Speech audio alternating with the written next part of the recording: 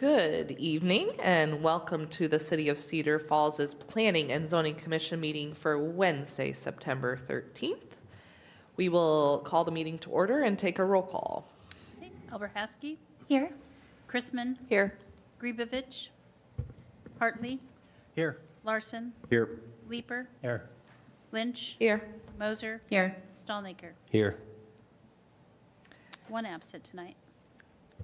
Great. Okay, we will move into approval of minutes from our August 23rd meeting. Are there any corrections or notes before we have a move to approve?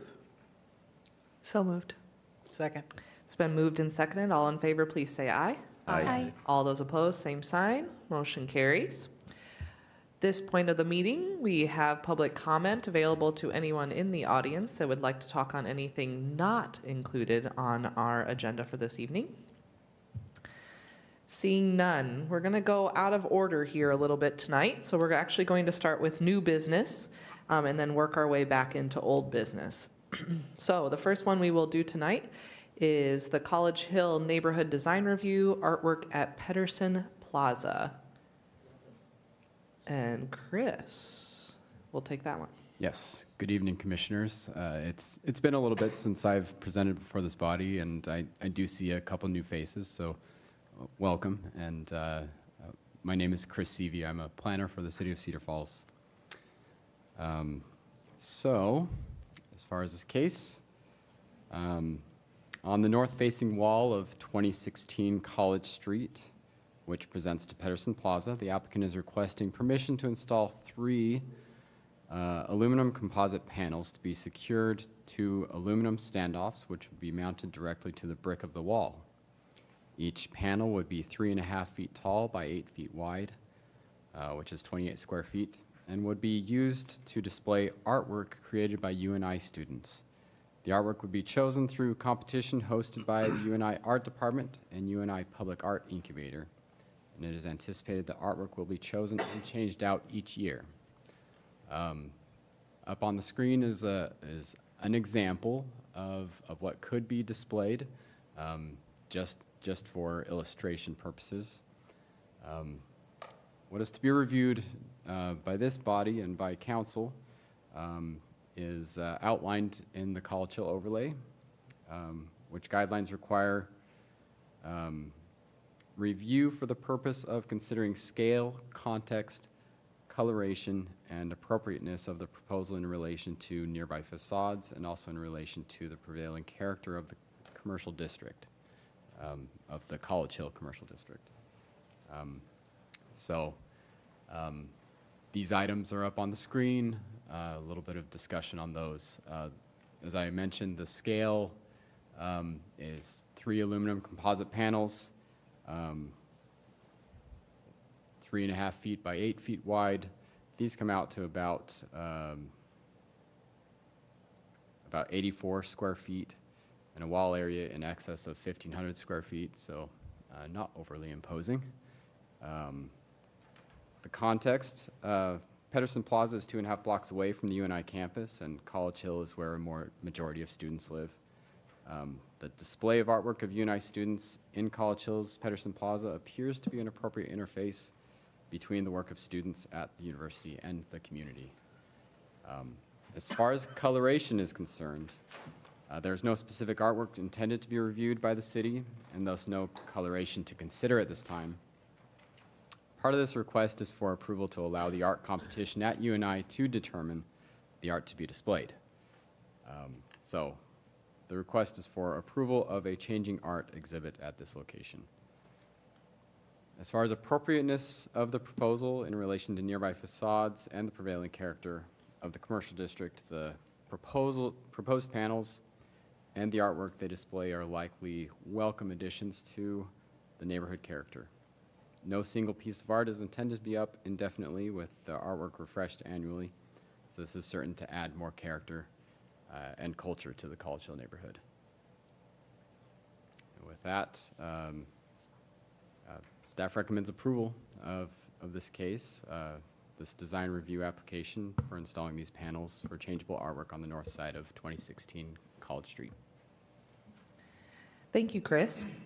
Anyone from the commission have any questions or comments for staff?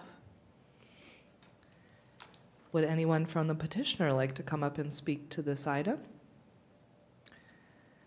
Is there any public comment?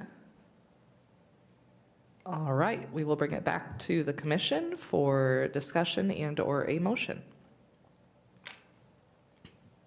I think it's a good idea. I mean, I like the location with the plaza that's being built there. I think it'll be a nice addition. Brings the UNI Art Department into play, and the P&Z Commission is not responsible for choosing the artwork, so I think that is a good, so I would move for approval. I agree. I think public art is such an important thing for our community. Is that a I agree second? Second, Okay. yes. It's been Thank moved and seconded. Any further discussion? All right, we'll take a roll call vote. Alberhusky, Aye. Chrisman, Aye. Hartley, Aye. Larson, Aye. Leeper, Aye. Lynch, Aye. Moser, Aye. Stallnaker. Aye. Motion carries. Great. Okay, we'll move on to the next item of business for this evening is the PC2 site plan for 702 Leclerc Street. JD? Yes, thank you, Commissioner. One second. Good evening, all. Thank you for this opportunity. Yes, this case is for a PC2 district site plan review for a new building. This is actually located along the corner of West First and Leclerc Street. As you can see on your screen, that's the location of the site where this new building is going to be added. Just some background information. I think most of you will be familiar with this. In August 2023, this property was rezoned from C1 to PC2 district to provide more flexibility and to allow the applicant, the owner, to continue expanding the existing business on site that has been in operation for decades, and to allow a non-conforming use into a conformity. So PC2, the rezoning was approved along with a development agreement as well as a master plan for the site. So that's just some background information for what we are looking at this site plan today. With this site plan, the applicant is proposing to construct 6,900 square feet of storage building, which will be helping to address the changing business needs for the current business on site. In addition to the new building, the applicant will also be adding landscaping and stormwater detention basin on site. Applicant is also planning to build this proposed building as per the PC2 master plan that was approved. You have an image to the right. That's the master plan that was approved at the time of rezoning. And also this will be developed as per the approved development agreement that was approved during the rezoning. Applicant is requesting to remove the proposed park bench and a small trail loop, as you can see on the south side of the master plan at this time. And I think applicant has indicated that this would be considered at a later date, maybe along Leclerc Street.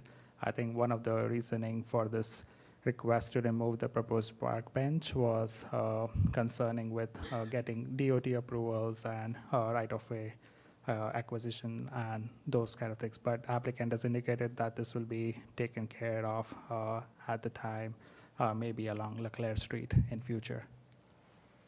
Other things, this is the proposed building as highlighted on the screen. The perimeter setback for this site is 20 feet, and the proposed building setback is 41 from west, 153 from south, and 107 feet from the east lot line. The building is far away from the lot lines. And there's an existing 20-foot utility easement. That is the yellow highlighted area there. With regard to landscaping, this site, as per PC2 district requirements, require about 2,446 points. That includes the landscaping points as well as street tree points, as indicated on your screen. The proposal includes about 2780 points, which exceeds the required points on site. In addition, the screening buffer along the west property line is also provided as per the PC2 master plan. That will be a buffer between the residential uses on the west side as well from this new building. With regard to building design, the building material proposed on this warehouse building is LP smart siding in different colors and finishes, and asphalt roofing, which will be similar to the existing buildings on site. Staff wants to note that any other warehouse building would not have this many high-quality materials or this much details. As you can see on the screen, the perspectives are developed. But this zones, the PC2 district requires those requirements, and so applicant is also proposing windows on this along the two street sides, the high quality building materials for this lower pitch roof, and also different patterns of siding and color, which will be both aligning with the PC2 district guidelines as well as allow this building to blend in with the neighborhood. Along with that, staff recommends approval of this PC2 site plan for a new storage building at 702 Leclerc Street. Applicant is here to answer any questions if you guys have, and I'm available for any questions you may have. Thank you. Thank you, JD. Any questions for staff? So if the applicant is here and would like to speak, now is your chance. All right, seeing none. Any public comment? Again, seeing none, we'll bring it back to the commission for discussion and/or motion. Seems pretty straightforward. Agreed. Agreed. I would make a motion to approve. Second. It's been motioned and seconded. Any further discussion? Seeing none, we'll take a vote. Alberhasky, Aye. Chrisman, Aye. Hartley, Aye. Larson, Aye. Leeper, Aye. Lynch, Aye. Moser, Aye. Stalnaker. Aye. Motion carries. Great, that will move on to City Council then. Next item of business is the MU District Master Plan Amendment for Pinnacle Prairie Townhomes Phase 1. JD again. Yes, thank you. Yes, this is the second case for tonight, the third case for tonight, amendment of MU master plan for Lot 2 of Pinnacle Prairie Townhome Phase 1. This site is located on the corner of Oster Parkway and, the southeast corner of East Green Hill and the Oster Parkway, as highlighted on the screen. Just a background information, this subject property is Lot 2 of the Pinnacle Prairie Townhome Phase 1 final plat that was approved back in 2006. Along with the same time, preliminary plat and the site plan for the subject property was also approved in the same year, 2006. The approved site plan, which was also considered as a master plan, shows that 52 townhome units was supposed to be established on this subject property with a combination of fourplexes and duplexes. The approved plan back in 2006 was also to have each unit with a two-car garage, limited curb openings, on-street parking provision, and 26-foot private access drive throughout the development. This is the current scenario and the approved 2006 master plan side by side. This is just to show the contrast of what was approved and what is built today. The existing development does not match the 2006 master plan. There were three major changes that I would like to address. Would be they changed the unit types from fourplexes and duplexes to a mix of single-family duplexes and fourplexes. There are few buildings in this subdivision that do not meet the minimum 20-foot spacing requirements, and the development has not followed the approved layout for limited curb cuts along the private drive. So those are the three things that it does not comply with. So the proposal, the applicant is requesting the amendment of this master plan That is because of two reasons. One is to build out the remaining land in this area. So there is available land for development, as you may have seen in the corner and the north section of this site, and to update the master plan to match what has been already built to date. Applicant is also requesting approval of 3 possible scenarios for future development with a mix of single-family units, duplex units, and a set of detached garage buildings.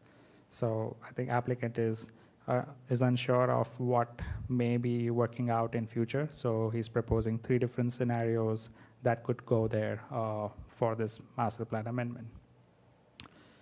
So this is the scenario A I've highlighted on the screen. So the blue ones are the single family unit.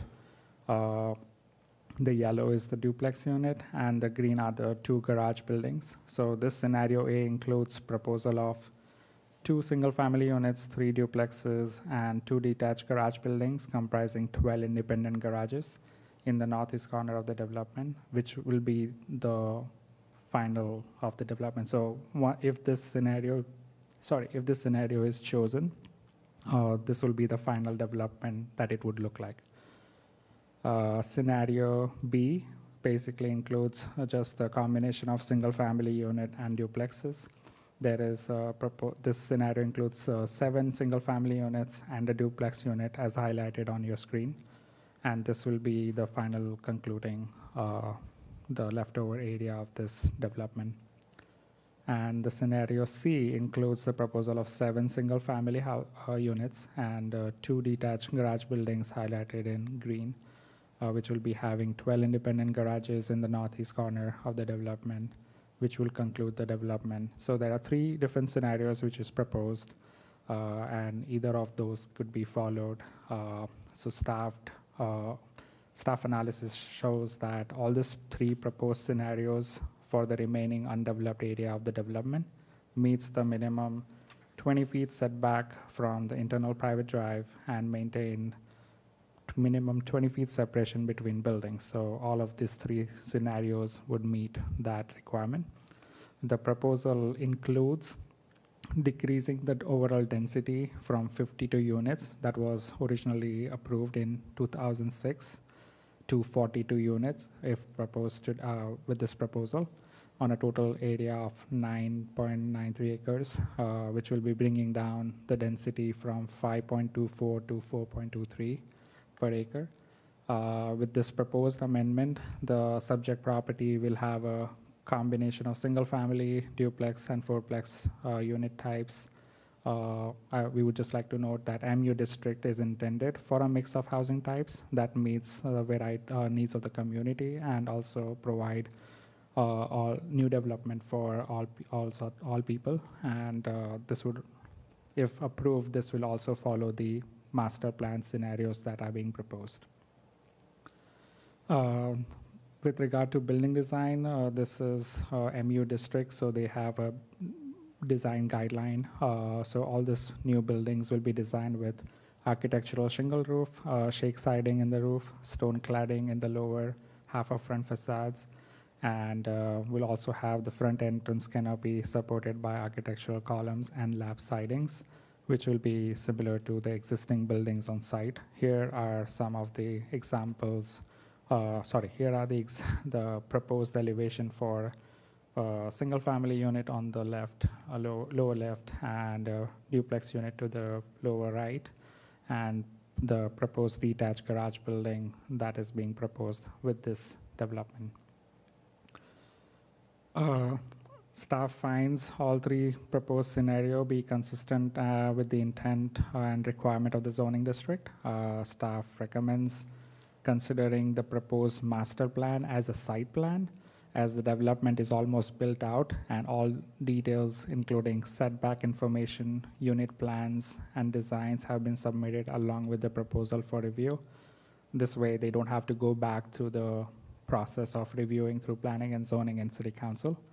And if this master plan site plan scenarios are approved tonight, the developer can proceed with constructing the houses as per as proposed by the by submitting the building permits. So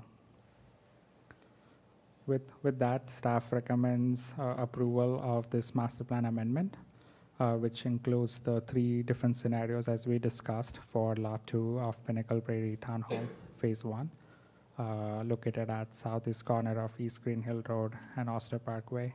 I believe the applicant is here to answer any questions you may have, as well as myself. So thank you. Thank you, JD. Any questions for staff?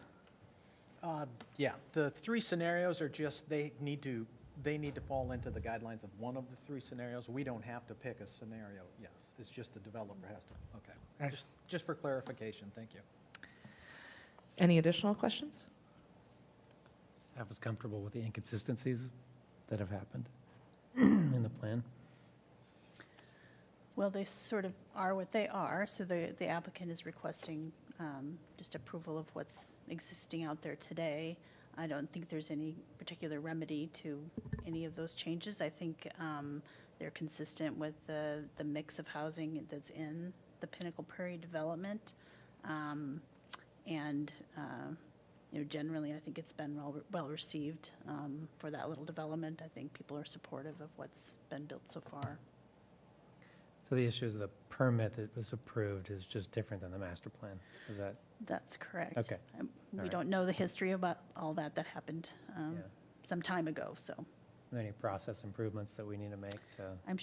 Yes, I am sure that we are reviewing these more carefully today than perhaps they were in the Okay. past. All right. Would anybody from the applicant like to speak to this item? We're here and we'd be happy to answer any questions if you have them for us, but otherwise I think Jay just summed it up pretty well. Great. Any public comment? Seeing none, bringing it back to the commission for discussion and/or motion. Motion to approve. Second. It's been moved and seconded. Any further discussion? All right, we will vote. Alberhaski, Aye. Chrisman, Aye. Hartley, Aye. Larson, Aye. Leeper, Aye. Lynch, Aye. Moser, Aye. Stolnaker. Aye. All voting aye. All right, we will move that on to City Council as well. We will go into our next item of business, which is an easement vacation for West Viking Road Industrial Park, Phase 5, lots 17 and 18. Chris, you guys smile, it helps, so I know who's going to talk. I appreciate it. Thank you. Of course.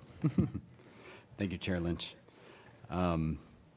So a 28-foot wide drainage easement lies across the eastern edge of lots 17 and 18 at the northeast block of the intersection of Technology Parkway and Innovation Drive.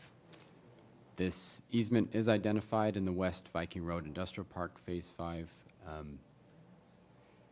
The property is currently owned by the city, and this is a request by the city to vacate this easement. There is, just for a little bit more background, there is a company looking to locate a distribution center in the industrial park that requires the combining of all lots within the yellow box up on the screen.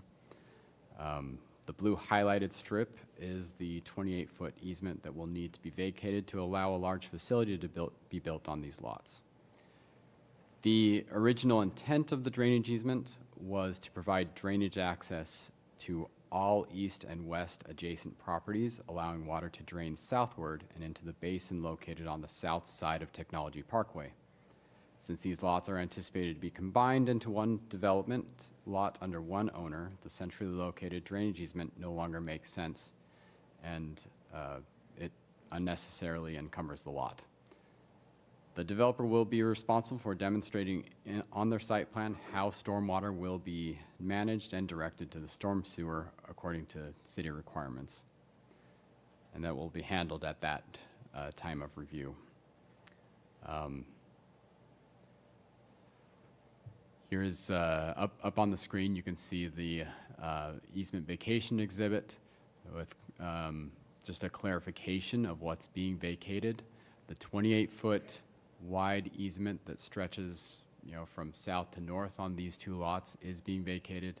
There is also a 25 by 40 easement that's, you can kind of see it, it's in yellow, that is not being vacated. That is a spot for drainage infrastructure to drain to on their lot. So with that, staff recommends approval of the vacation of this drainage easement on lots 17 and 18 of West Viking Road Industrial Park Phase 5. Thank you, Chris. Any questions for staff? Well, we are the petitioner. Is there no additional comments? Okay. No. Any public comments? Coming back to the commission for discussion and/or motion.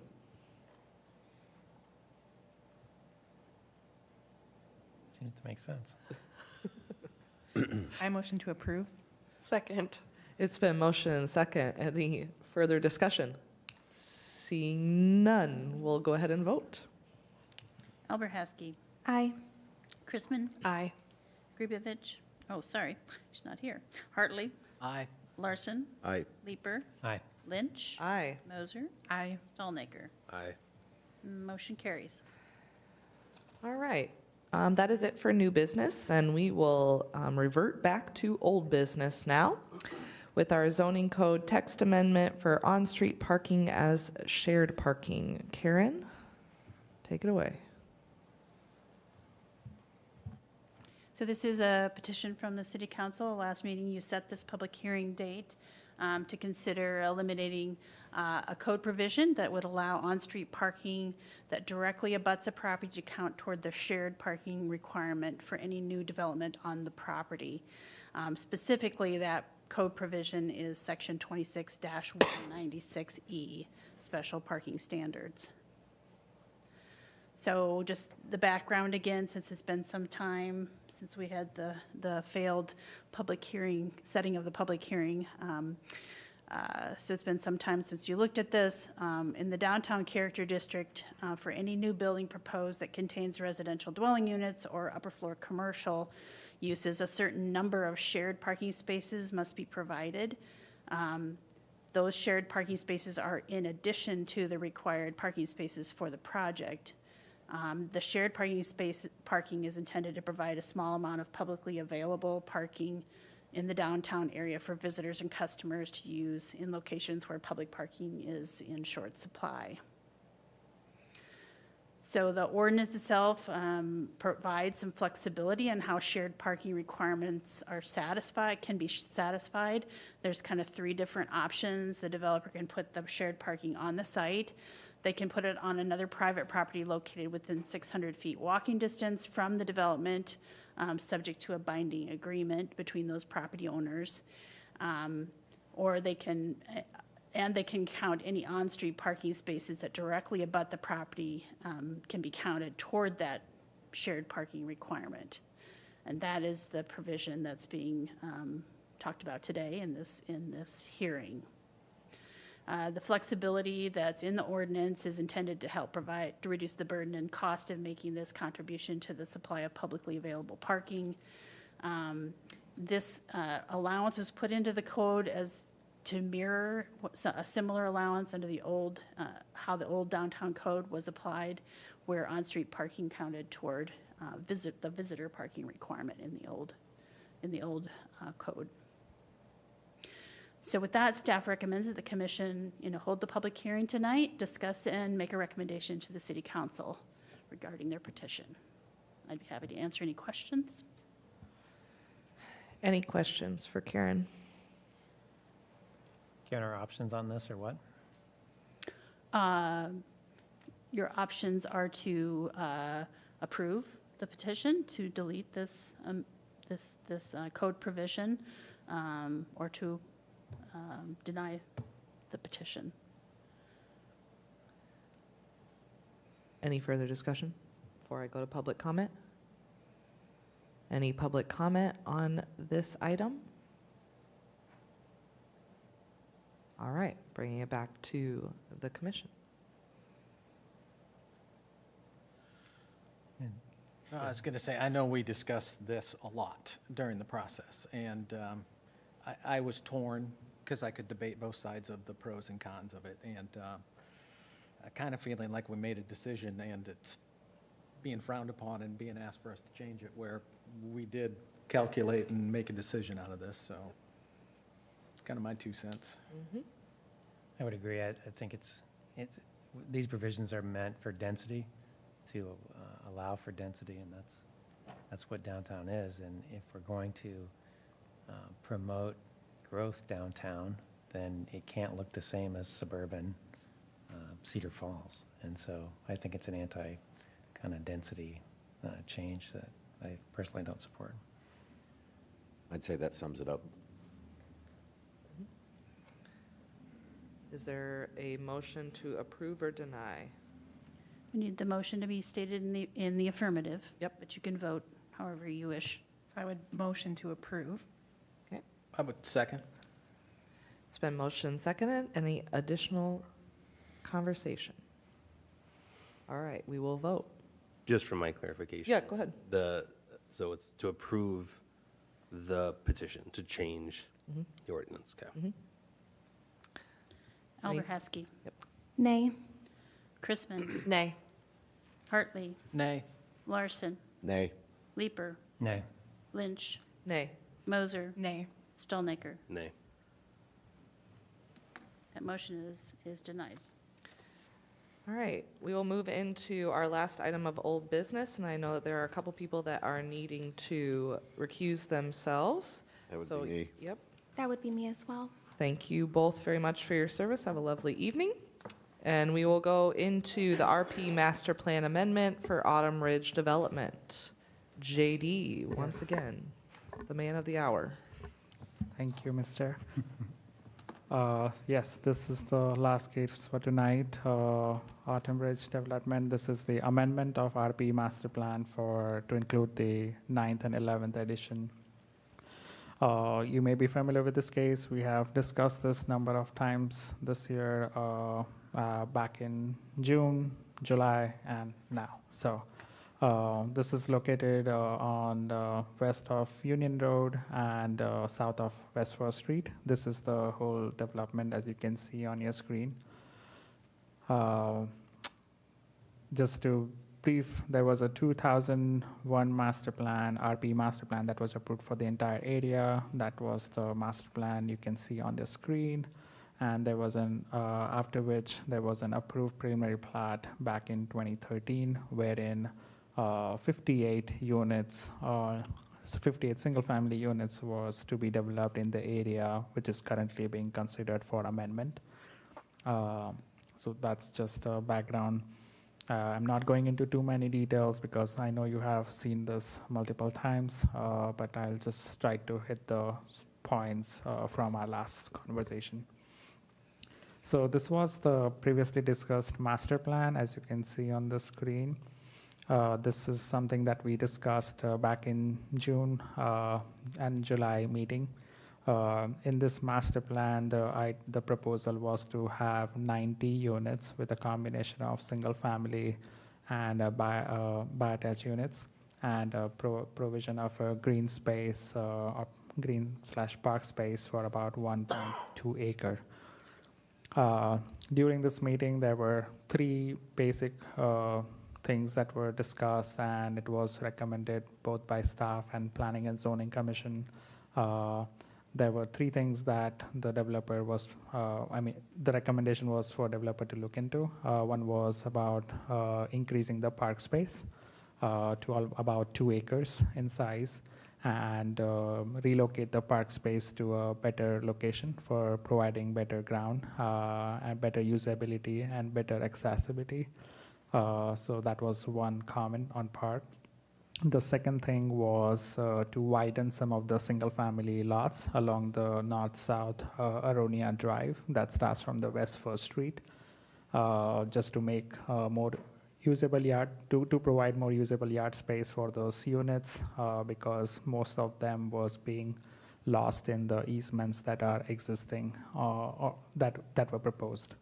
And then the third thing was stormwater management concerns that was expressed both by staff, planning and zoning commissioners, as well as the public here. I think so about the stormwater management, the point was to go back and reevaluate the details that were provided based on the current topography of this detention basin that exists on south, and to ensure that the ponding elevation is not encroaching the rear yards of the subdivision to the south, which is the fifth addition. We'll talk more in detail later, but these were the three things that were basically talked about during this master plan discussion. After that, the applicant took time to develop, and based on the comments received at the Planning and Zoning Commission from public, P&Z's recommendations and staff, this is their new updated master plan that is being currently proposed, and this is what we're going to be discussing tonight. So this proposal includes 86 lots, so changing from 90 to 86. That will be, again, a combination of single family and bi-attached units. And there is a provision of a 2.1 acre park space just north of this subdivision, as you can see on the screen. So I'm just going to highlight few things which may be important. So the single family units and both single family bi-attached units both are provided in varying sizes. I know we have seen concerns at the Planning and Zoning Commission previously by homeowners. I want to clarify two things. So the subdivision proposed here, the yellow area is single family lots, which will be 1 unit on a lot. And the blue area highlighted will be the single family attached unit, which will be also 1 unit on a lot. So it's just that they share a common wall, which is why they are called as single family attached or a bi-attached units. So in other words, all the units in this proposed subdivision will have their own yard space, have their own lot, and will be sold separately. And then just to give a comparison, we looked at low density residential zones in town, which is R1 and R2. And there's a table I've provided for just reference. For R1 zone, the lot width is 75 feet, which is the minimum required lot width, and the lot area is 9,000 square feet, whereas that's for a single family unit. And the same single family unit in R2 zone can be built with a lot width of 60 feet and minimum lot area of 7,200 square feet. Here, what we are seeing, the proposed lot width ranges from 60 to 90 feet, and the proposed lot area also ranges from 6,600 to 20,400 square feet. So you could see it's like a wide variety of lot sizes, both lot widths and lot area for single family units. Going to the bi-attached unit or single family attached unit, the R1 zone requires minimum lot width of 40 feet and a minimum lot area of 5,000 square feet. And R2 requires minimum lot width of 35 feet and a lot area of 4,000 square feet. That is, again, per lot per unit. The proposed sizes here is the lot width proposed for the bi-attached unit is ranges from 52 to 85 feet, and also the lot area ranges from 7,200 to 13,000 or almost 14,000 square feet. So this is just to give you guys an idea of what the sizes are. And another thing to note here is this whole area where this amendment is being proposed. We looked up the comprehensive plan. The comprehensive plan talks about that low density area is to be this area is designated as a low density residential use, and by low density it means they could have up to 4 units per acre. So that's considered as 4 units per acre. The low density is considered as 4 units per acre in this area, and with the proposed 86 unit, it is coming about 3.7 to 3.8 units per acre. So they are well within that 4 mark. I just wanted to highlight those points. The other thing, the perimeter setback as per the RP district will be 30 feet as indicated by a red line on the screen. This will be 2-phase development. One would be the phase 1 would be the Autumn Ridge 9th, and phase 2 would be the Autumn Ridge 11th edition. The park space is included in the phase 1 of this, and the setbacks proposed for all unit types are 20 feet. So front setback is 20 feet. The side yard setback is 5 feet, and the rear yard setback is 30 feet. So that's for both single-family attached and single-family detached units. This is an RP zone, so we don't have any minimum setback requirements, but the developer chooses what they can provide, and this is what has been decided by the developer. Again, summary of 3 things that I already discussed, but just to hit back. So summary of recommendations from June 28th meeting was increase the park space to 2 acres, relocate the park space, and I'm also going to read the response from the developer to those questions that were raised. So the proposed park space in this new amendment is 2.1 acres, and the proposed park location is relatively flat area and will be providing more usable park space. The second recommendation was to increase the width of single-family lots along Aronia Drive and to provide some usable yard space, and also recommending to eliminate about 4 to 6 single-family lots. On that, developer has increased some of the northern portion. The developer has increased the lot width for the northern portion of Aronia Drive. The single-family units in the north side are a little wider than before, and at the same time, the developer has also worked with eliminating some of the bi-attached units in the central area, decreasing the bi-attached, 4 of the bi-attached unit, making them more wider as well. With regard to stormwater, I think the summary and recommendation, the recommendation was to provide a clear picture of how the drainage way is currently functioning and how it is going to be maintained over time, and recommended to increase the capacity of the basin to alleviate potential concerns from the neighbors. Those were the recommendation. To that response, the developer has provided the updated analysis that shows that the ponding is limited to the existing basin and associated drainage tract. More information on that will be provided by Matthew Dolan here. He's here, city engineer. He's here to provide some of those comments, and I will turn over to him. Thank you. Thanks, JD. So just kind of going over some of the stormwater management items.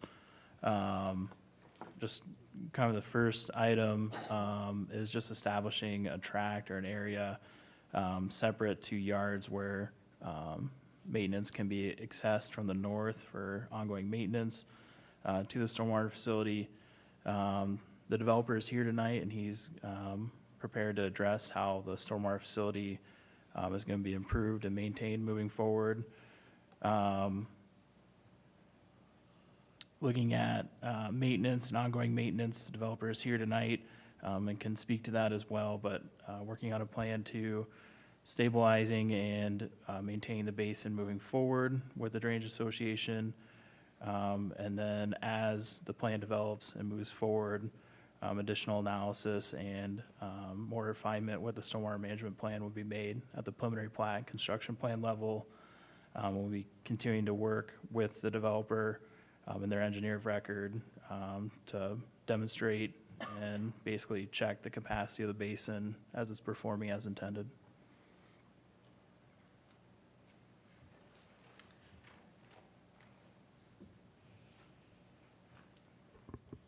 Thank you, Matt.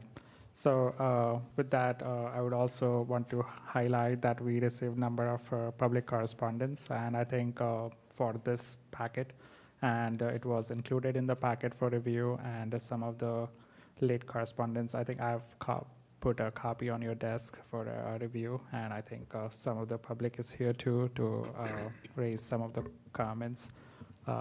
With this, the staff recommends approval of the proposed master plan amendment to include 9th and 11th edition with subject to compliance with the conditions stated in the staff report and any comments or directions specified by Planning and Zoning Commission. Staff also notes that a development procedure agreement that includes all the agreed upon elements of this master plan will need to be finalized prior to taking this case to City Council. So I am available for answering questions. The developer and its engineer is also here, and I think they will be speaking as well. And thank you. Thanks, JD. Any questions before we let the applicant speak? Original plan had how many units? Oh, yes, I failed to say that. The original plan that was approved in 2013 had 58 units. And the previous discussion that we had was 90 units, and the current one is 86. Okay, thank you. Any additional questions? Last time we had a question about some of the stormwater management, and there were some issues with some of the trees not being removed properly. Has that been addressed, or can you give an update on that? So I think we'll let the developer address those kind of questions. Okay. Any other questions? All right, we'll let the petitioner speak if they would like. You guys know the drill. Name and address for the record, please. Would you like the stormwater analysis first so everybody understands that? Yeah, that'd be great. I'll let Matt do that.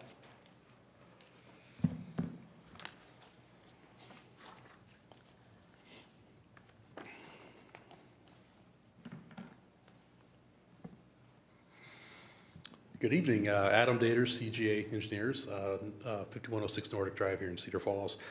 One particular item that I've been asked to address is the functioning of the stormwater detention to the south of this development and adjacent to the lots on Berry Hill. The first slide here that I think, are you controlling? Perfect, thank you, is really just showing the overall catchment for this project. It's about 150 acres. This kind of does a good representation of showing the off-site and the on-site. You can kind of tell quite a bit's coming off-site to this development, in addition to what we have to manage on-site. The next slide I've got in front of you, I've broken this up into two primary subcatchments just to show for your reference here which areas are draining directly into the primary detention pond and which areas are actually being detained with additional detention ponds further uphill. So on this slide, what you see outlined in red is routed directly to the primary detention pond and includes about 96 acres, or about 64% of the whole project drainage area.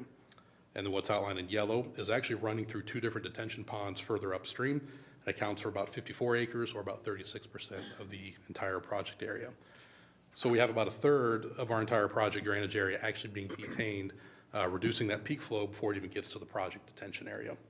And if I start using terms and words and kind of going off here, please let me know or stop me or ask questions, and I can help out there. We will. Thank you. The next couple slides, so we'll go to the third slide right there. We've taken it one step further, and we're kind of focusing on the area to the south that's being detained in a couple different detention areas. The area here that we've outlined in red is routed through, I guess I'm calling a greenbelt detention area. It's located between Paddington and Shocker. The way that's analyzed is it's utilizing the available storage volume in that greenbelt in order to help reduce that peak flow and then route that into storm pipe to our primary detention area south of our proposed development. Slide 4, if you go to the next one for me, please. Thank you. I think this is the one that really shows the most significant impact we're having upstream with some existing stormwater management. Before this runoff in dash red even gets to the primary detention pond, it's being routed through another pond located in the southwest vicinity of this development. It's that little green box there. I'm sorry if that's a little tough to see. This was designed to detain the 500-year event and then release via storm sewer pipes into the primary detention pond. It's about 37 acres, so almost a quarter of this entire project watershed area is actually being detained by an initial detention pond before it's routed to this to this detention pond south of our proposed development. Excuse me. So once we have all these detention ponds and all these catchments modeled, we route everything through some hydrology software. I wanted to throw a few different scenarios out there for comparison, and what some impacts may be if we adjust some of the input data and what effect that may have on the detention ponding elevation. This first slide here shows what I'm calling scenario 1. We're using the current detention pond capacity, so it's what we topoed out there. We went out, our surveyors went out and shot it and got the topography. We then correlated that into a detention volume for analysis. We're actually using 2023 rainfall event data. When this pond was initially designed in 2013 with, I believe, 5th edition, different rainfall data was actually current at that time. It actually has a lower intensity. So what we're modeling with it now has a higher intensity and does have a significant impact on the storage of this detention pond. And we're also reevaluating some of the other parameters that go into it, things like time of concentration, curve number, getting a little more technical here, so I'm happy to expand on that if you'd like me to. And I will touch on some of those numbers as well as I go through this. Time of concentration, some of the modeling techniques have changed a little bit in the last 5 or 10 years, so we reevaluated those, and really what that's led to is higher flow rates coming off these areas that were modeled previously, and also and also the runoff curve numbers. Really what we're doing here is we're reevaluating the 9th and 11th edition just to make sure that curve number, and with that curve number, it's really associated with the density of what you're developing, the amount of grass, the amount of roof and concrete, stuff like that. We're making sure that that is more appropriate with the proposed development as well. So the first scenario, running all that data through there, we show that 100-year ponding elevation, 947.04, and as staff mentioned, we did submit some information that says that does stay within that detention tract area. The second slide is just really taking a step back and adjusting that curve number for 9th and 11th back to what was originally proposed. A little less dense quarter-acre lots, curve number reduced from 86 to 83. We run that through the model again, and you see there's really only a difference of about 0.02 feet, which comes out to about a quarter inch, something like that, when I bring it in inches.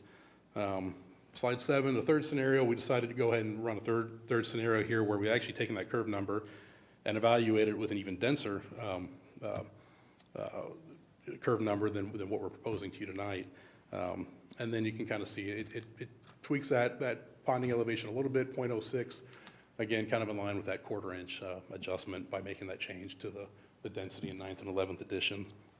On the next one. Oh, that's right. Scenario 4, I kind of threw this one in here, really to convey the impact that upstream detention is having on the detention pond here. So in this scenario, we just got rid of all upstream detention, kind of an if scenario, and it shows that ponding elevation would be, quite a bit higher, about 8 inches higher, if those existing detention ponds upstream did not exist. So I think that really goes back and just shows what the impact of that detention pond that's capturing about a quarter of the site is having on this detention pond down here. I think the next one's just a recap, real quick. I mean, the first 3, like I mentioned, I was just tweaking that curve number in Autumn Ridge 9th and 11th to show you there's really not a significant variation in that ponding elevation when I change the density from something like a quarter-acre lots to 1/8-acre lots. And then again, putting scenario 4 up there as well, just to show you that impact of what that detention pond is having to the primary detention pond south of this proposed development. And then the notes are just recapping some of the information I had earlier, how we're using more intense rainfall data. We're using the current detention pond geometry. I believe we are proposing to dig that detention pond out to the original design contours, just to confirm that the volume that was initially designed is there today, and also to help with future maintenance concerns. Dennis can speak on that a little bit later here. We are, like I mentioned, we're reducing the time of concentration, increasing the curve numbers, and all of that really leads to just a very conservative model and approach of this detention facility. And just to show that even with these enhanced numbers, it is still functioning within the limits of that detention tract. So with that, I think that's the end of my part of this presentation here. If you have any questions related to that, I'd be happy to try to answer them. Questions? So I'm not an engineer, I'll preface that right away. Can you explain how, so you used 2023 rainfall data to do your new models, and we haven't had much rain, so how, I mean, it's probably a silly question, but can you just explain that to me so I can understand how you can have your confidence in your models? Yeah, absolutely, and maybe I need to rephrase that a little bit. We're using the tables from the 2023 design guides for that rainfall data. So it's not what's fallen this year or whatnot, it's the stated tables. And those tables do change occasionally, just based on, current rainfall trends, things like that. Great, thanks. Any other questions? No. Thank you very much. Dennis, you can come up now, I think. Thank you. You're welcome. Thank you, Adam. I think JD did an excellent job of explaining the changes that we have made. The fact that we've taken the request into account from staff and the commission and have followed through on that. The detention information, I don't know where else to go with that. We've had two separate engineering firms. The original design firm calculated it. The current engineering firm has confirmed it. And I think the staff has reviewed those numbers and is fairly confident that they are accurate. So I don't know what else we can prove on that. I guess it's up to somebody else to prove that we are not correct. But moving forward with that, the detention, the maintenance issue has been a concern. Quite frankly, from our standpoint, it's kind of been out of sight, out of mind, not meaning that that is justification. In the 10 years that we have had that detention, absolutely nobody has said anything about it's getting too full, we need to do this, we need to do that. However, we have come to an agreement with the city based on the original maintenance agreement that was put into place when the detention was built. And there are minor issues, as Adam had stated, with the maintenance that will be addressed during construction, and also there will be a established mowing plan for this ground moving forward. The concentration and density, as JD pointed out, especially on the bi-attached units, we far exceed what is required of us for this area. I'm sorry for the confusion, but yes, it's 86 lots, 86 homes. We went through the zoning process in 2001, and that determined what could be built out in this area based on the master plan and everything that the city had at hand. That also gave us the playbook of what we had to play by to design this area into a subdivision. Now we're before you for the platting process, which makes sure that we follow that playbook that we were given when we did the zoning. And I think you can see from the comments of the staff and the efforts we have made, we meet all the requirements as set out in the RP zoning. So if you have any questions of me, I'd be happy to answer them. If you don't, I'll say thank you and I'll sit down. Any questions for the applicant? Can you address my question that I had earlier about the concerns of that area that was supposed to be cleaned out when Maria came out to visit, and where that stands today? I visited with Marie yesterday on it, and in our mowing process that will be taking place, they want anything that's mowed to be collected and removed from the area. Everything else that was previously done is intertwined with all the new growth, et cetera, that will be addressed during the maintenance process and the reshaping of the detention. Thank you. You bet. Any other comments or questions? You may sit down. Thank you very much. You're welcome. All right, we will open it up for public comment. I just want to do a quick preface that we are talking about an amended proposal tonight. And I just, for the means of time and for our piece of listening to this great proposal for the last 3 months. If it's a repeat, if we can make it short and concise, that would be very helpful for us as we're trying to make a decision this evening. So with that, public comment is open. Name and address for the record, please. John England. My wife Kay and I live at 4327 Wynwood Drive. An envelope from the City of Cedar Falls was mailed to my home address on Friday, September 1st. We received that envelope in our mail the afternoon of Tuesday, September 5th. In the envelope was a letter with information about this meeting tonight and a drawing showing the new plans for Autumn Ridge 9 and 11. The letter stated that in order for our written comments on this issue to be included in the Planning and Zoning Commission packet for this evening's meeting, we would have to provide those comments back to the city before Wednesday, September 6th, giving us the remainder of the day on Tuesday, September 5th, to have our written comments included in your packet for tonight. That extremely short timeline did not work for us, so Kay and I sent an email directly to each Planning and Zoning Commission member on Sunday. We understand and totally respect the fact that it is not appropriate for you to respond to us in any way, so we hope you received our email and trust that you reviewed our valid concerns about this development proposal and have given serious consideration to them prior to this evening.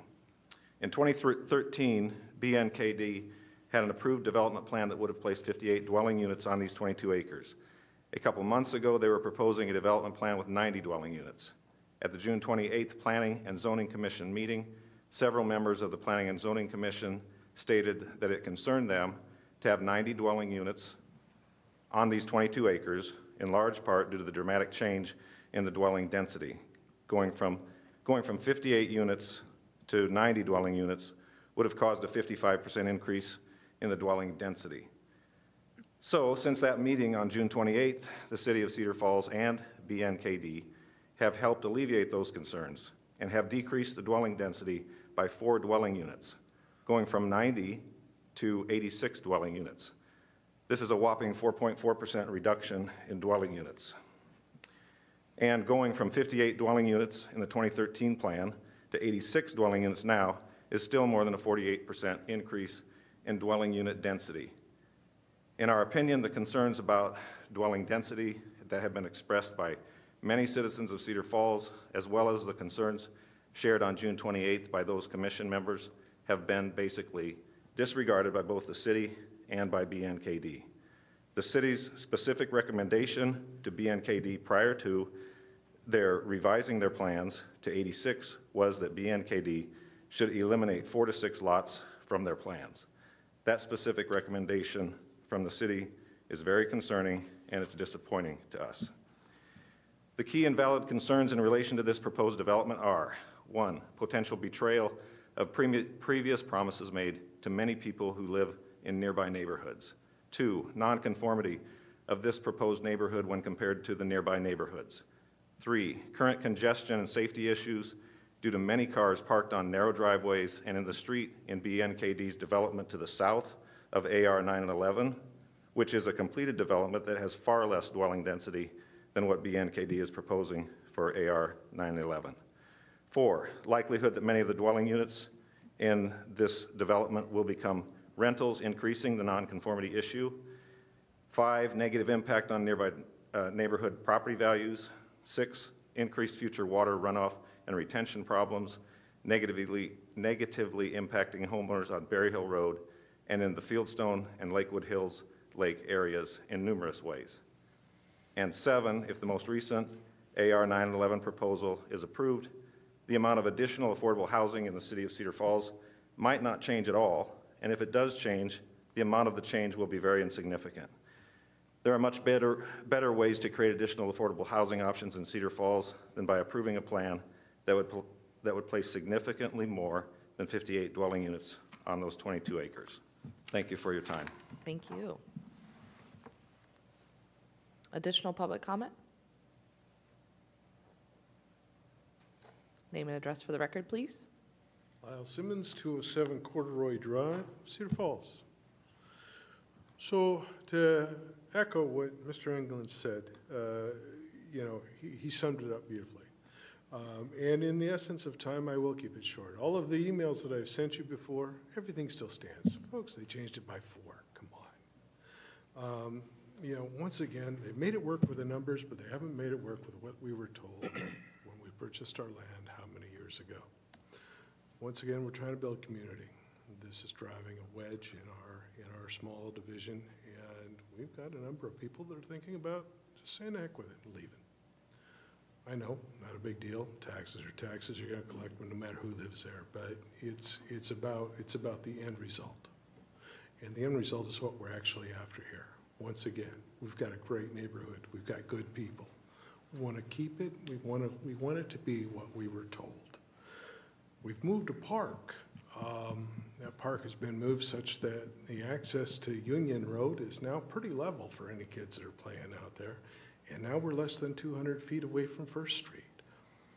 Not someplace I want my kids or my grandkids to be. Guys, once again, we keep having the same conversation. I know that what we seen in 2013 was awesome. We just want to go back there. That's all. Additional public comment?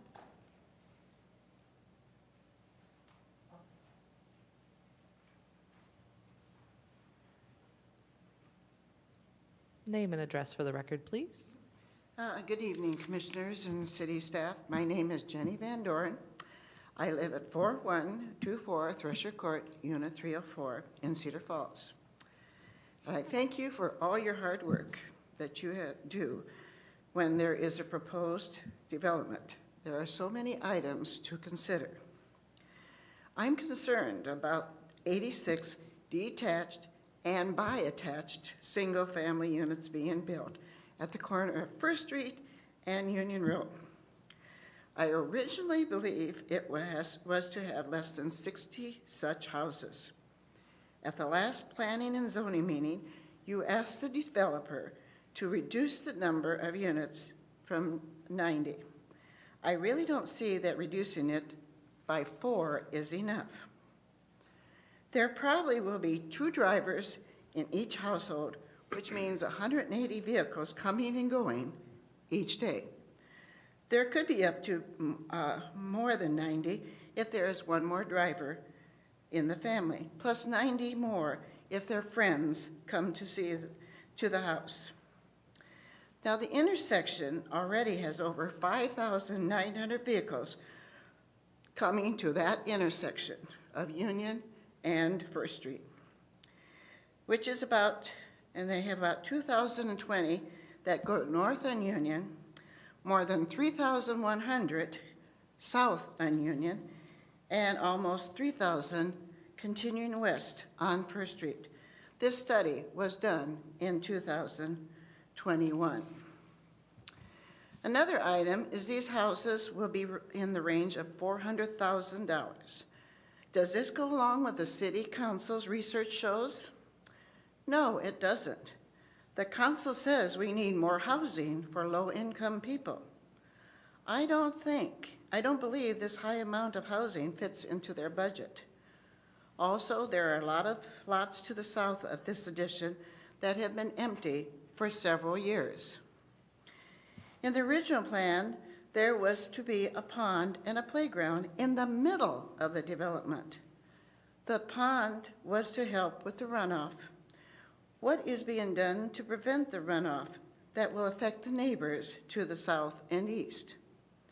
I know in farming they terrace the land to prevent the runoff, and I see now that they talk about detention ponds, which is great. Now, is there a plan, and will the city enforce this plan? I know as a fact that this has not been done in the past. So now the landowner has to contact the developer to get the problem solved. Now, on 2 acres of the land, there is a butterfly field. That is where the playground is proposed to be. So that means there no longer will be a butterfly field. Will there be a fence around the north and east side of the playground being built near First Street and Union Road? That is traveled lot, so the children will be safe from the traffic. The PZ asks the park to be in the middle. It's not, it's on the edge. It makes no sense to have the park in the middle. It makes more sense to have the park in the middle of the neighborhood where it is accessible for all the families and away from drive-by abductions. What will be in the playground? Will it be like the one at Paddington or one like the corner of Ashwood and Algonquin streets? Who will provide the play equipment and who will maintain it? Will it be city-owned, or will the developer and then eventually the association when it comes about? Will the park be private or will it be available to others? Many of these concerns have been mentioned by others, plus more. I thank you again for your service, and I would like to thank the employees of Cedar Falls that provided me with information. Thank you. Thank you. Additional public comment?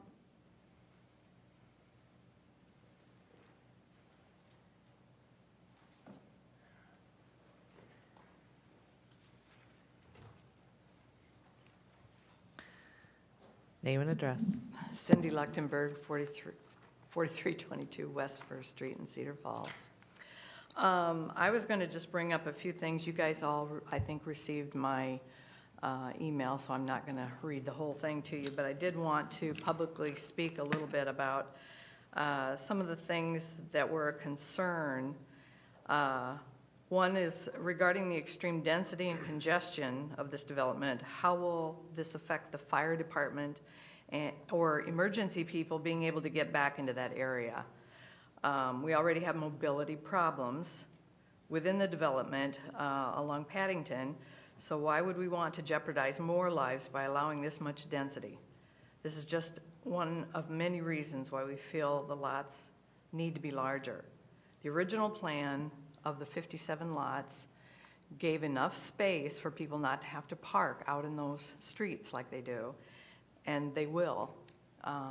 When we were talking about the number of cars that are going to be there and the size that they're proposing for the driveways, there's no way that this is going to work. They will be parking on the streets, just like they do now on Paddington. The Cedar Falls zoning ordinance parking regulations mentions that parking sections of a parcel of residential land need to be so arranged as to permit ingress and egress of motor vehicles, meaning getting in and out of your driveway, without moving any other vehicle parked adjacent to the parking space. There are some that they are having issues with that. They're having problems even, getting their mail and things like that because there is so much parking on the streets. We can't have that. We are looking at problems with, like I said, the emergency people, the fire department. We're going to end up like Colorado did when they had 600 homes that got, because you have houses only 5 feet with the side, not easements, but the, what do you call them? Setback. Set-asides, sorry. If that house goes on, catches on fire, you can almost guarantee that house next door is going to catch on fire. And I'm looking at every single one of you guys and going, is this the liability that you want to create? Because that's what's going to happen, is there's going to be lots of issues. There was already, someone said there was 2,000 some, how many car accidents was there on First and Union this year? And that was the actual accidents. And I said, we live close enough, we hear it all the time. We can hear the screeching of cars and stuff. I keep wondering, with all this added traffic that we're going to get, how much more is that going to happen? Those are the things that, I don't know how to stress enough. We're asking you to, and you've done it before, you've denied things. I'm asking you to deny this and require that the developer just go back to the 50, we'd all be perfectly happy with that. And this is what we don't understand is we need you guys to stick it. Your motto is citizens are our business. That's the Cedar Falls motto. We're your citizens. Take care of us. We are begging you to take care of us right now. We are asking for you guys to stick with a plan. The plan was what everybody bought their lots for. Stick to the plan, please. Thank you. Any additional public comment?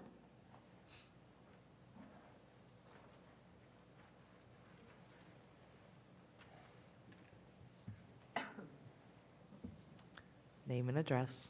Ann Spur, 4211 Berry Hill. I just have a couple of questions. The developer is stating that he'll deal with all this stormwater stuff at the time of development.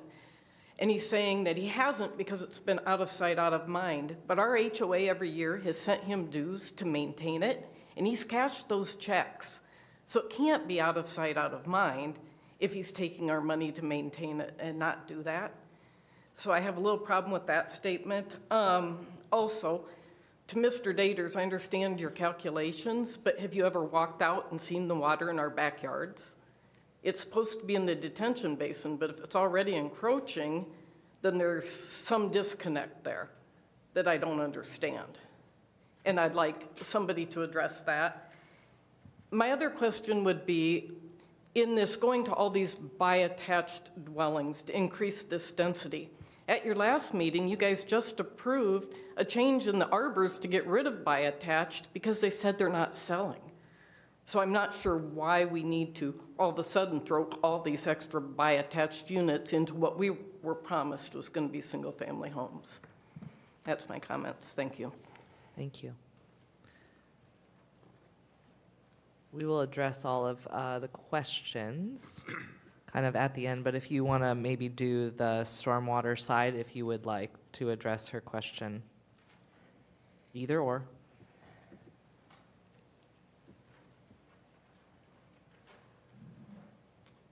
The first comment about the Stormwater Association dues, there is an association set up there. In fact, the whole detention is owned by the Autumn Ridge Stormwater Association.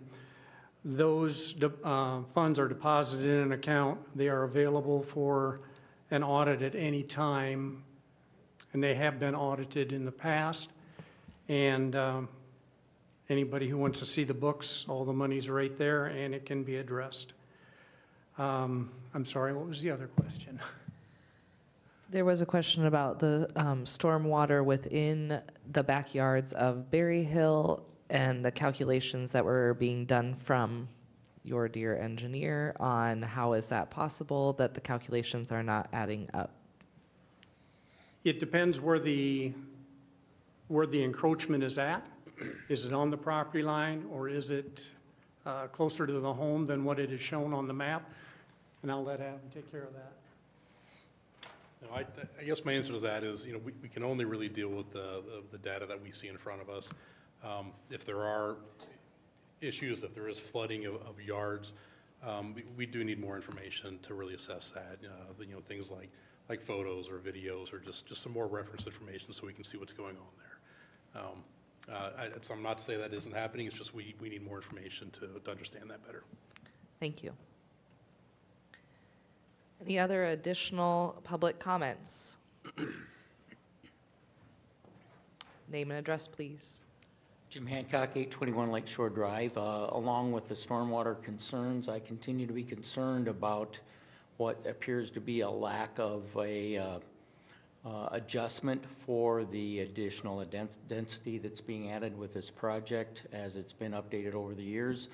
Originally, it was the spillway was sized for the detention area into what leads into Fieldstone Pond and into Bertzel Creek and into the lake, which I live around, and then onto the Cedar River. That originally it was sized at a certain level and the spillway was sized at a certain level.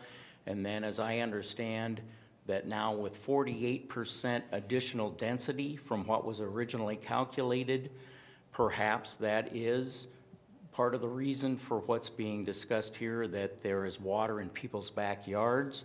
I'd like to know an answer to how much additional sizing has been placed in the spillway to add for the 48% additional density that's being added to this project.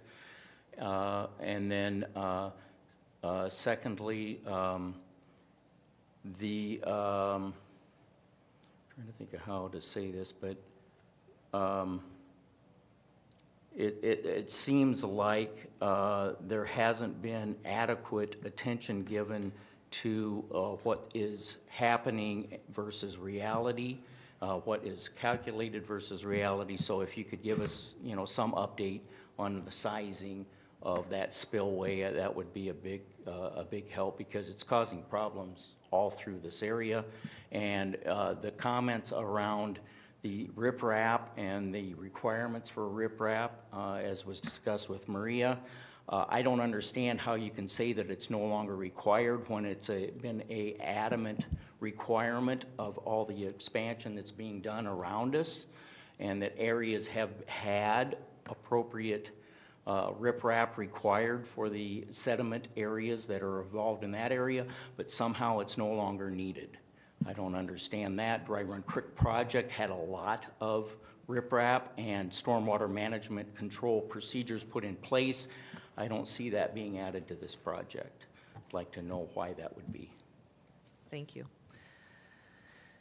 JD, do you want to speak to the riprap comment, and then, if we can, Karen? I think we'd let the engineers Yep. speak to that. I'll let Adam speak to specifically the detention and the updated topographic study that was completed along with that. With regards to riprap, as we had previously discussed in previous meetings, riprap throughout entire stream channel is not an effective use or measure. We use riprap in energy dissipation in areas where there's some additional armoring that's needed. For example, at the end of a culvert, you'll typically see a riprap or a significant channel change. There'll be riprap, but typically for best stream corridor practices for aquatic life and other streams throughout the Iowa or Midwest region, typically you have a grass system, you have typical prairie plantings or other plantings with a deep root system that hold the banks in. So typically we don't go through and just riprap an entire stream corridor throughout. That just leads to further maintenance, and it's never really established. There's no plantings that ever take place. So that's kind of the short end of riprap. Adam, I don't know if you want to speak to the topographic study that was completed recently.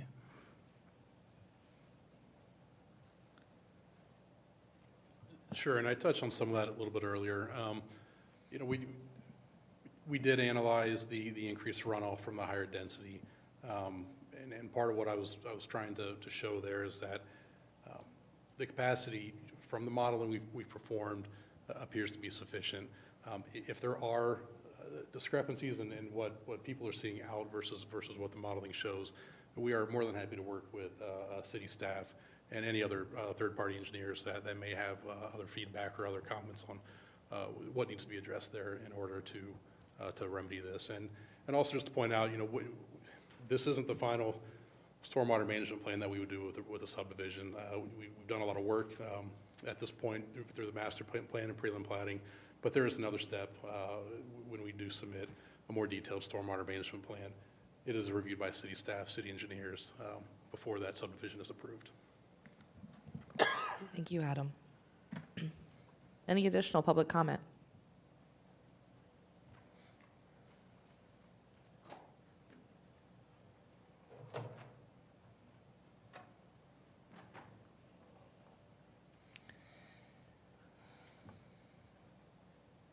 Name and address for the record, please. Tim Caswell, 4119 Shocker Road. My concern with approving this development is the stormwater runoff. and who has the liability for that stormwater runoff. It's everybody that belongs to the Stormwater Association. It's not the developer, it's not the city. So before you consider this, and he can talk about his Bible with a runoff, but when it comes back and we have so much runoff that it faults the levee on the Fieldstone pond, the retaining pond they got, when it breaches their levee and then it goes down to Lakeview, whose liability is that? Is the developer around? Will the city take liability for that? That's a big issue with me. And I didn't buy into it to take care of stormwater retention. That's not why I'm living out there.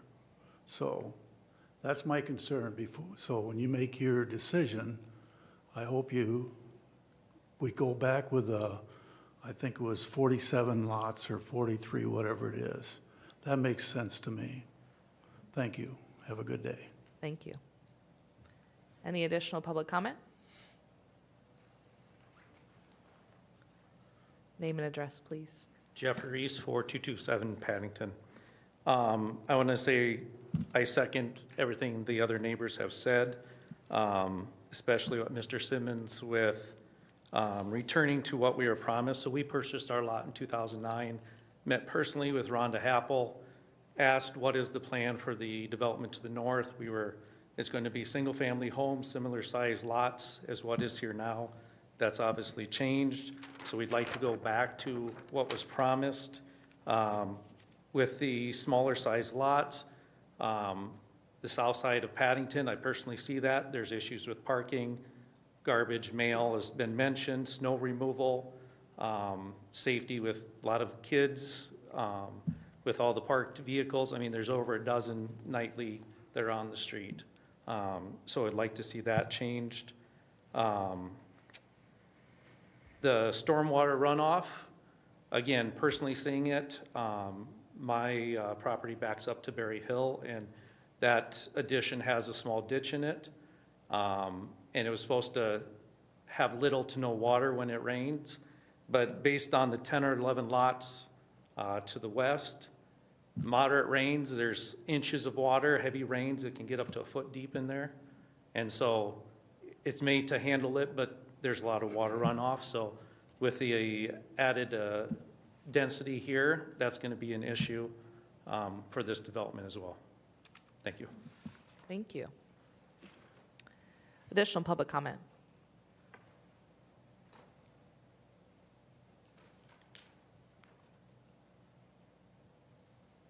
All right, last chance. Okay, closing public comment. Bringing it back to the commission for discussion, a motion. I think we had a few questions. Let's start with the park. Can you give us more information about how that's going to work?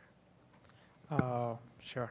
So park space proposed, yes, is 2.1 acres, and that will be undertaken by city. So it will be a city park. What kind of facilities, I think we are still not sure, but I can say that the Park Commission is going to discuss that at their next meeting, which is tomorrow. And I think mostly they will be accepting the location of the park space and then, adding on to what may happen there. So that is something I can say. So if parkland, public parkland is proposed in a subdivision, then that land is prepared to the city standards. Usually it's just graded and seeded if needed, and then turned over to the city as part of the subdivision process. At that point in time, it becomes public parkland, but as seen in lots of places around the city, accepts parkland, and it may take a number of years to develop a plan or any specific improvements for parkland. So that's all part of the city council's discussion about capital improvements, and we have many park improvements and recreational improvements that are often included in our CIP every year, and the council takes those seriously and takes those into account. So the developer wouldn't be developing the elements in the park, but it's a matter of dedicating the land for open space and park space in the future. Additional comments?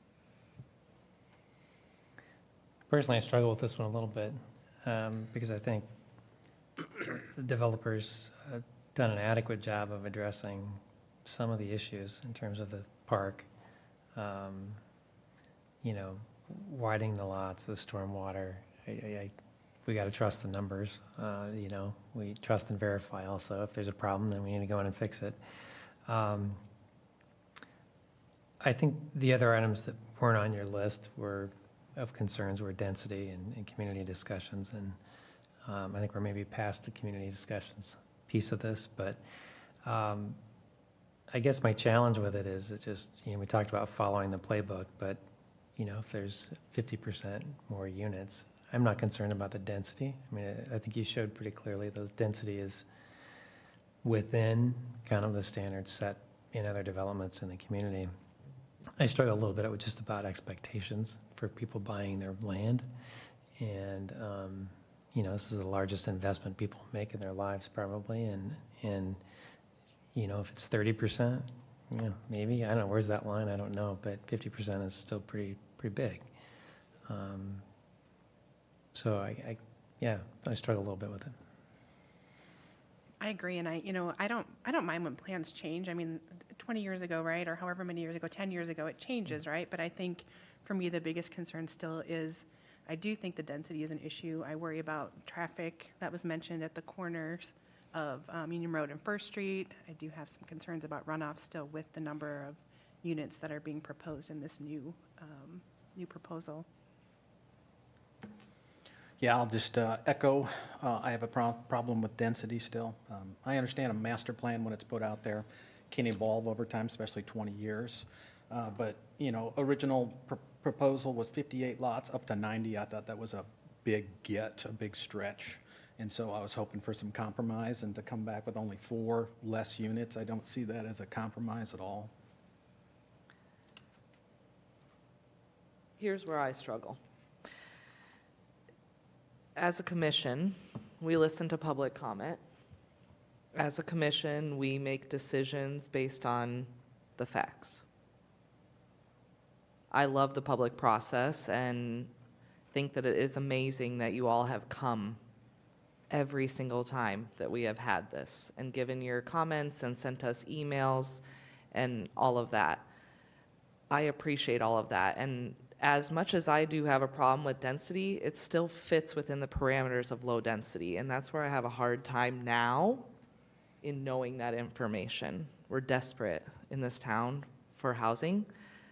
I realize potentially at the expense of others, but we want our town to grow.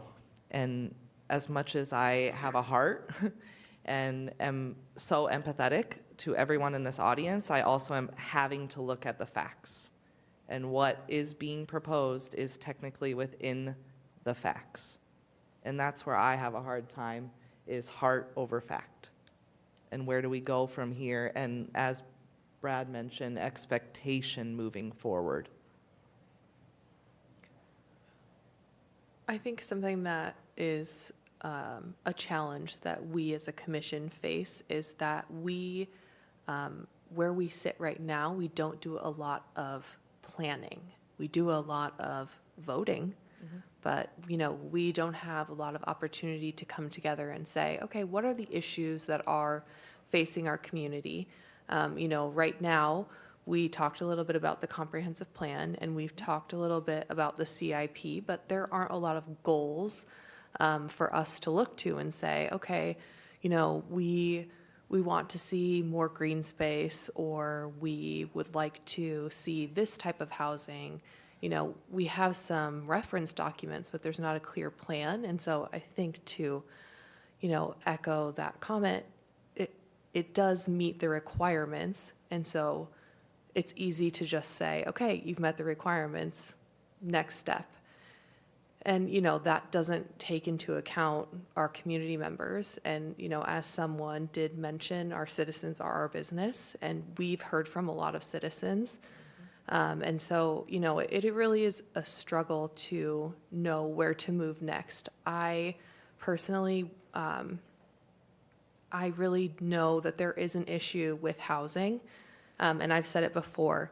I don't know that the solution is more $400,000 homes. And so, you know, I don't know that it's a single developer's responsibility to contribute to resolving these problems. In fact, I don't think that it is. But, you know, I think there is an opportunity here to grow in Cedar Falls and connect with our citizens. And this proposal just does not feel like that effort.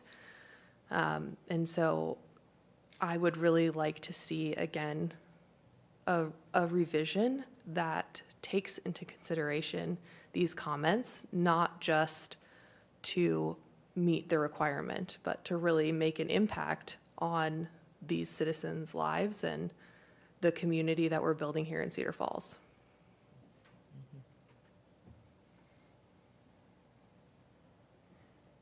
More discussion?